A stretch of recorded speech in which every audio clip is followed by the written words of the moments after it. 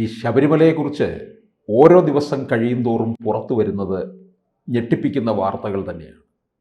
സന്നിധാനം തന്നെ വിഴുങ്ങാനാണ് പദ്ധതി ഇട്ടിരുന്നത്. അതുപോലെ ഈ സ്വർണം, വിഗ്രഹങ്ങൾ വരെ കടത്തുക. ഇനിയിപ്പോൾ ഏതായാലും ED എത്തുന്നു എന്നുള്ള വിവരമാണ് ലഭിക്കുന്നത്. പക്ഷെ മകരവിളക്ക് കഴിഞ്ഞാൽ ഈ EDയും സംഘവും മല കയറും. അത് അങ്ങനെ സാധ്യത ഉണ്ടോ എന്ന് ചോദിക്കുമ്പോൾ ആദ്യം ചിന്തിക്കേണ്ടത് വേറൊരു വിഷയമാണ്. അത് ഒഴിവാക്കേണ്ട കാര്യം എന്താ ഉള്ളത്? CBIയോ EDയോ വന്ന് അന്വേഷിക്കുന്നത് ഒഴിവാക്കേണ്ട സാഹചര്യം എന്താ ഉള്ളത്? ഒരു സാഹചര്യവും ഇല്ല. ഇത്രയും വ്യാപകമായ തോതിൽ മോഷണം, അഴിമതി എന്ന് പറയുന്നത് പോലും കാര്യമില്ല. അതിനകത്ത് മോഷണം എന്ന് പറയുമ്പോൾ മൊത്തം അടിച്ചുകൊണ്ട് പോകാണല്ലോ. അഴിമതി എന്ന് പറയുമ്പോഴത്തേക്ക് ചില കാര്യങ്ങൾ ചെയ്തു കുറച്ച് കൊണ്ടുപോയി. എത്രയില്ല ഇത് മോഷണം, പൂർണ്ണ മോഷണമായിരുന്നു. അങ്ങ് ഒരു പക്ഷേ ഓർമ്മിക്കുന്നുണ്ടാവും. ഞാൻ ഈ ശബരിമല വിഷയം അത് തുടങ്ങിയ സമയത്ത് തന്നെ കേസരിയിൽ ഒരു ആർട്ടിക്കിൾ എഴുതി. എൻ്റെ ലേഖനമായിരുന്നു ഇതിൻ്റെ മുഖലേഖനമായിട്ട് വന്നത് കേസരിയിൽ. അന്നേ ഞാൻ പറഞ്ഞൊരു കാര്യമുണ്ട്. ഇത് സ്വർണം ഈ ശബരിമലയിൽ നിന്നുള്ള ഈ പാളികൾ കൊണ്ടുവന്നിട്ട് അതിലെ തങ്കം, സ്വർണ്ണമല്ല തങ്കമായിരുന്നു, 24 കാരറ്റ് തങ്കമായിരുന്നു. അത് വേർതിരിച്ചു കൊടുക്കാൻ വേണ്ടി മാത്രം നടത്തിയൊരു മോഷണം അല്ല ഇത്. അതിനപ്പുറം അവിടുത്തെ ആ തങ്കപ്പാളികൾ അങ്ങനെ തന്നെ, ശില്പങ്ങൾ അങ്ങനെ തന്നെ കൊണ്ടുപോയി അതിന് പുരാവസ്തുക്കളുടെയും ഇതുപോലുള്ള വിഗ്രഹങ്ങൾ, ശില്പങ്ങൾ തുടങ്ങിയവയുടെയും അന്താരാഷ്ട്ര മാർക്കറ്റിലുള്ള പരമാവധി പണം വാങ്ങി വിറ്റ് പണമാക്കാൻ വേണ്ടി. വിഗ്രഹങ്ങൾക്ക് ഈ ഇതിനേക്കാൾ വലിയ വിലയാണ്. അതിന് നമ്മൾ കാണുന്നത് പോലല്ല. ഒരു വിഗ്രഹത്തിനകത്ത് പല ചേരുവകളുണ്ടാവും. സ്വർണം കാണും, അതിനകത്ത് ചെമ്പ് കാണും. ഇതെല്ലാം കൂടെ കൂട്ടിയാൽ കൂടുന്ന വിലയല്ല. ഒരു പഴയ വിഗ്രഹത്തിൻ്റെ വിലയെന്ന് പറയുമ്പോൾ അതല്ല അതിൻ്റെ വില. അത് കാണുന്ന മനുഷ്യന് ഇഷ്ടപ്പെടുന്ന വിലയാണ്. മോഹവില എന്നൊക്കെ മലയാളത്തിൽ പറയില്ലേ? അതെ, ആൻറ്റിക്സിനും അങ്ങനെ തന്നെയാണ്. അല്ല, അതുകൊണ്ടാണല്ലോ ഭാരതമായ ഒരു ബന്ധം ഉണ്ടായിക്കഴിഞ്ഞ ഉടനെ ഇറ്റലിയിൽ സ്വന്തമായി ഒരു ശവക്കല്ലറ പോലും ബ്ലോക്ക് ചെയ്ത് വെക്കാൻ അങ്ങനെയുണ്ട്. അവിടേക്ക് അങ്ങനെയുണ്ട്, ശവക്കല്ലറ ബ്ലോക്ക് ചെയ്ത് വെക്കും ഒരു കുടുംബത്തിന് വേണ്ടി. അതിനു പോലെയുള്ള സാമ്പത്തിക സ്ഥിതി ഇല്ലാതിരുന്ന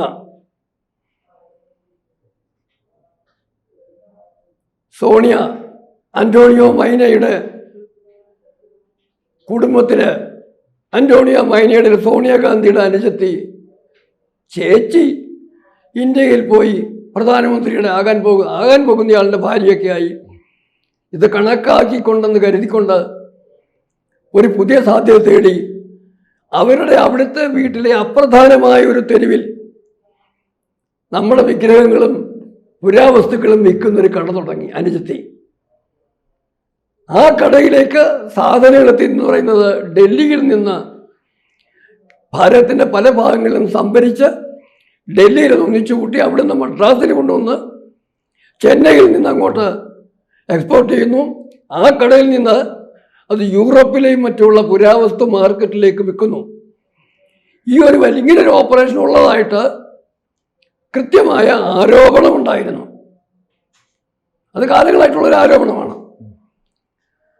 അതിന് സഹായം ചെയ്തു കൊടുക്കാൻ വേണ്ടി അർജുൻ സിംഗിനെ പോലെയുള്ള പഴയ മന്ത്രിമാർ പോലും കൂട്ടുനിന്നിരുന്നു എന്നും ആരോപണം അക്കാലത്തൊക്കെ വന്നതാണ്. അതിന് നിജസ്ഥിതിയൊന്നും ആരും അന്വേഷിച്ചിട്ടോ അറിഞ്ഞിട്ടുമില്ല. എങ്കിലും ഞാൻ സൂചിപ്പിച്ചത് അതുമായിട്ടുള്ള ബന്ധമല്ല പറഞ്ഞത്. ആ ബന്ധവും ഇപ്പോൾ ചർച്ച ചെയ്യപ്പെടുന്നുണ്ട്. സോണിയെ കാണാൻ വേണ്ടി ഈ ഉണ്ണികൃഷ്ണൻ പോറ്റി പോയതും അദ്ദേഹത്തെ കൊണ്ടുചെല്ലാൻ വേണ്ടി അടൂർ പ്രകാശും നമ്മുടെ ആൻ്റണിയൊക്കെ പോയതും ഇതെല്ലാം ചർച്ചയിലുണ്ട്. ആ ലിങ്ക് എന്തെങ്കിലും ഉണ്ടോ? ആ മൂർത്തിയെ അല്ലെങ്കിൽ ഇവിടുത്തെ പുരാവസ്തുക്കളെ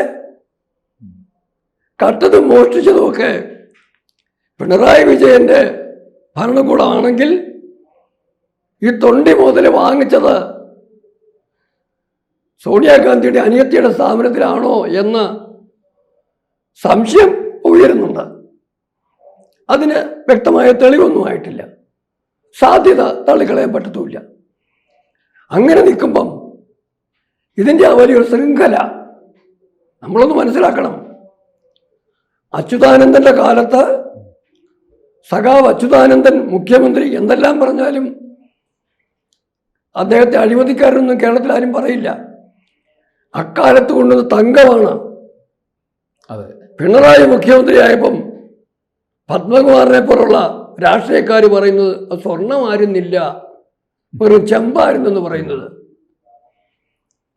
പിണറായിയുടെ കാലത്ത് അച്യുതാനന്ദ കാലത്തെ തങ്കം സ്വർണം പോലുമല്ല ചെമ്പായി മാറിയെന്ന് പറഞ്ഞ് കഥയുണ്ടാക്കി. അത് പിന്നെ ഇവിടുന്ന് കൊടുത്തുവിട്ട് ആരും അറിയാതെ രഹസ്യമാക്കി ചെമ്പെന്നാണ് റെക്കോർഡ്. നടന്ന ആ രീതികളെ കുറിച്ചൊക്കെ നമുക്കെല്ലാം അറിയാം, ചർച്ച ചെയ്യേണ്ട ആവശ്യമേ ഇല്ല. പക്ഷെ ചർച്ച പോകേണ്ട ഘടകം വേറൊരു ഘട്ടത്തിലേക്കാണ്. എത്ര പണത്തിൻ്റെ അഴിമതി ഉണ്ടായി, മോഷണം ഉണ്ടായി എന്നുള്ളതൊക്കെ ശബരിമല അയ്യപ്പനെ പോലും അവിടെ യഥാർത്ഥ വിഗ്രഹം പോലും ഉണ്ടോ എന്ന് സംശയം പലരും ഇപ്പം ഉയർത്തുന്നുണ്ട്, വേദനയോടുകൂടി.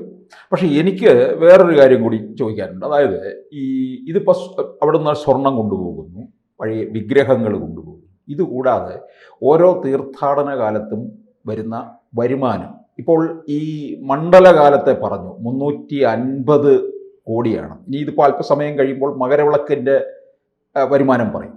ഈ 350 കോടി എന്നൊക്കെ പറയുന്നത് ഇതിലൊക്കെ എത്ര? അപ്പോൾ അങ്ങൊരു കാര്യം ശ്രദ്ധിക്കുക, ഇന്നത്തെ പത്രത്തിലെ വാർത്ത ശ്രദ്ധിക്കുക. ഇത്രയും വ്യാപകമായ മോഷണത്തിൻ്റെ വിഷയം ചർച്ച ചെയ്യുന്നതിനിടയ്ക്കാണ് ആടിയ ശിഷ്ടം നെയ്യ്, അതേതാണ്ട് 16 ലക്ഷത്തിൻ്റെ ആണെന്ന് തോന്നുന്നു. ആ വിലയ്ക്കുള്ള സാധനം കാണാനില്ല. അതിൻ്റെ പണമടച്ചിട്ടുള്ള സാധനം പോയിട്ടുമുണ്ട്.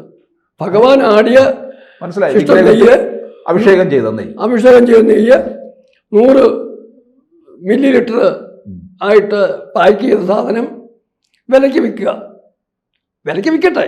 പക്ഷെ വിറ്റ കാശ് ദേവസ്വം ബോർഡിൽ കിട്ടണ്ടേ?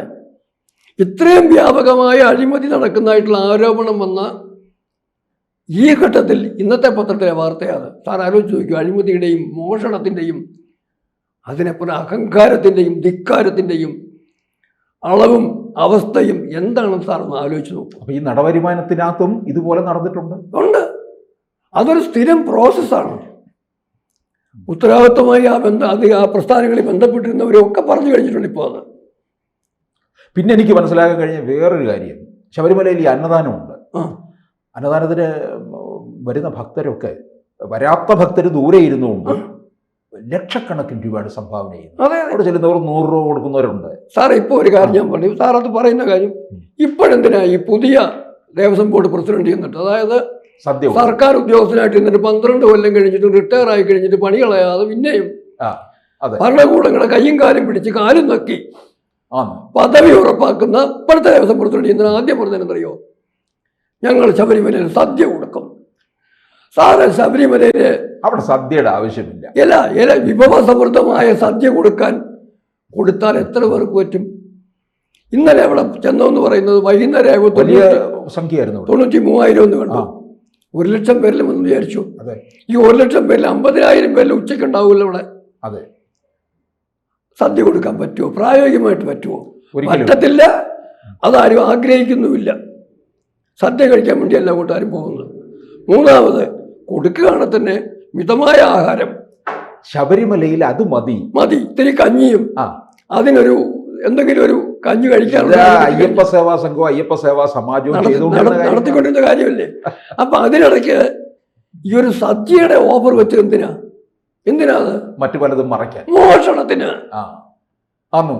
അത് പുതിയൊരു മോഷണ സാധ്യത തേടുകയായിരുന്നു എന്ന് മലയാളി മനസ്സിലാക്കണം, ഹിന്ദു മനസ്സിലാക്കണം, കേരളം മനസ്സിലാക്കണം. മറ്റൊരു കാര്യം കൂടി ഞങ്ങൾ പറയുക, ഈ അന്വേഷണം എങ്ങനെ പോയാലും ആരെയൊക്കെ പിടിച്ചാലും പിടിച്ചില്ലെങ്കിലും ആരെയൊക്കെ മുഖ്യപ്രതിയാക്കിയാലും ആക്കിയില്ലെങ്കിലും അതൊന്നുമല്ല പ്രധാന വിഷയം. പ്രധാന വിഷയം എന്ന് പറയുന്നത് ഇത് മാത്രമല്ല.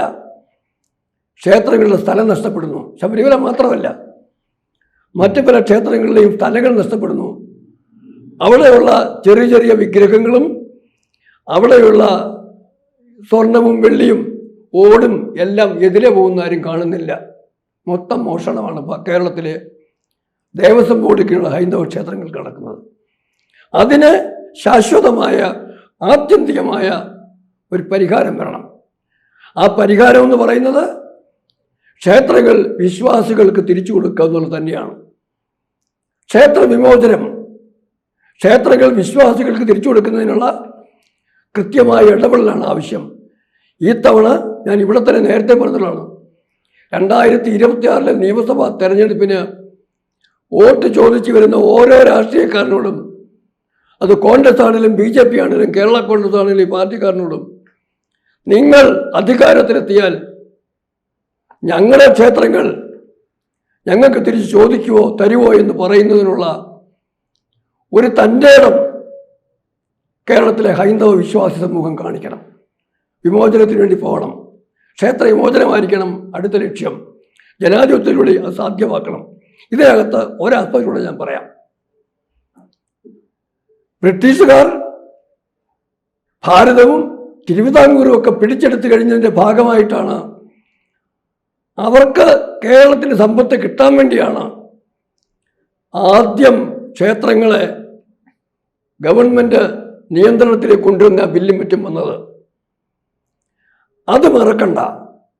അതുകൊണ്ട് ക്ഷേത്രങ്ങൾ പൂർണ്ണമായും സർക്കാർ നിയന്ത്രണത്തിലാക്കുന്ന ആ കൊളോണിയൽ സമ്പ്രദായത്തിൽ നിന്ന് വിട്ടുമാറുക എന്ന് പറഞ്ഞാൽ ആ കൊളോണിയൽ വിധേയത്വത്തിനോട്, സാമ്രാജ്യത്വ മനോഭാവത്തോടുള്ള നമ്മുടെ ശക്തമായ അതിൽ നിന്ന് പുറത്തു വരുന്നതിനുള്ള, അതായത് സാമ്രാജ്യത്വ കാലത്ത് നിന്ന്, കൊളോണിയൽ കാലത്തു നിന്നുള്ള പൂർണ്ണമായ സ്വാതന്ത്ര്യം അല്ലെങ്കിൽ മുക്തി ലഭിക്കുന്നതിനുള്ള സാധ്യതയും കൂടിയാണ് ഈ ക്ഷേത്ര വിമോചനത്തിലൂടെ സാധിക്കുക. അതുകൊണ്ട് അടുത്ത ഇലക്ഷൻ്റെ രാഷ്ട്രീയക്കാർ എന്ത് അജണ്ട പറഞ്ഞാലും സമ്മതിദായകൻ്റെ അജണ്ട, അവൻ്റെ ആവശ്യം ക്ഷേത്ര വിമോചന കാര്യത്തിൽ ഒരു ഉറപ്പ് വാങ്ങിക്കണം. ആര് ഭരിച്ചാലും അവർ വന്നു കഴിഞ്ഞാൽ ആദ്യം തന്നെ ക്ഷേത്രങ്ങളെ ഭക്തർക്ക് വിട്ടുകൊടുക്കുന്നതിനുള്ള നിയമനിർമ്മാണത്തിലേക്ക് കടക്കണം എന്ന കാര്യം ശക്തമായിട്ട് ആവശ്യപ്പെടണമെന്നും അത് സാധിച്ചെടുക്കണമെന്നാണ് എൻ്റെ അഭിപ്രായം. കൂടുതൽ വാർത്തകളും വിശേഷങ്ങളും നിങ്ങളിലേക്ക് എത്താൻ ABC മലയാളം സബ്സ്ക്രൈബ് ചെയ്യുക, ബെൽ ബട്ടണും അമർത്തുക.